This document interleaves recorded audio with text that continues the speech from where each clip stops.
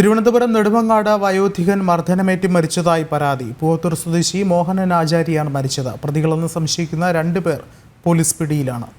കൂടുതൽ വിവരങ്ങളുമായി പ്രജിത്ത് മോഹനൻ ചേരുന്നുണ്ട്. പ്രജിത്ത്, എന്താണ് പുതിയ വിവരങ്ങൾ പുറത്തുവരുന്നത്? കഴിഞ്ഞ 17-ാം തീയതിയാണ് ഇത്തരത്തിൽ ഈ വയോധികന് മർദ്ദനമേൽക്കുന്നത്. 17-ാം തീയതി പൂവത്തൂർ സ്വദേശിയായ മോഹൻ ആശാരിക്ക് മുക്കോല എന്ന് പറയുന്ന പ്രദേശത്ത്, നെടുമങ്ങാട് മുക്കോല എന്ന പ്രദേശത്ത് വെച്ചാണ് മർദ്ദനമേൽക്കുന്നത്. 2 പേർ ചേർന്നായിരുന്നു ഇദ്ദേഹത്തെ മർദ്ദിച്ചതിന് ശേഷം ഇദ്ദേഹത്തെ റോഡിൽ ഉപേക്ഷിച്ച് പോയി എന്നുള്ളതാണ് ബന്ധുക്കളിൽ നിന്ന് നമുക്ക് ലഭ്യമാകുന്ന വിവരം. അബോധാവസ്ഥയിലെ തന്നെ 3 മണിക്കൂറോളം മുക്കോല പ്രദേശത്ത് മഴനനഞ്ഞു കിടന്ന ഇയാളെ വിവരമറിഞ്ഞെത്തിയ മകൻ വിഷ്ണുവും ഇയാളുടെ ഭാര്യയും ചേർന്നാണ് വീട്ടിലേക്ക് കൊണ്ടുപോരുന്നത്. തുടർന്ന് അന്ന് രാത്രിയിൽ ആശുപത്രിയിൽ പോയില്ല. കാലിലൊക്കെ തണുപ്പൊക്കെ കയറി അങ്ങനെ ചലിക്കാതായതിനെ തുടർന്ന് 18-ാം തീയതി രാവിലെ നെടുമങ്ങാട് ജില്ലാ ആശുപത്രിയിലും തുടർന്ന് തിരുവനന്തപുരം മെഡിക്കൽ കോളേജ് ഐസിയുവിലും പ്രവേശിപ്പിച്ചു. സ്പൈനൽ കോഡിന് പരിക്കേറ്റു എന്നുള്ളതാണ് ഡോക്ടർമാർ പറഞ്ഞതായി ബന്ധുക്കൾ പറയുന്നത്.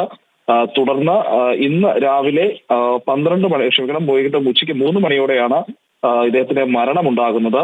ഇപ്പോൾ 2 പേർ കസ്റ്റഡിയിലായിട്ടുണ്ട്. അതായത് ഇദ്ദേഹത്തിനെ മർദ്ദിച്ചതായി കരുതുന്ന പെരുക്കം മോഹൻ എന്നയാളും ചൊട്ട വേണു എന്നയാളും കസ്റ്റഡിയിൽ എടുത്തിട്ടുണ്ട്. പോസ്റ്റ്മോർട്ടം റിപ്പോർട്ട് ലഭിച്ചതിന് ശേഷമായിരിക്കും ഇവരെ പ്രതി ചേർക്കുക.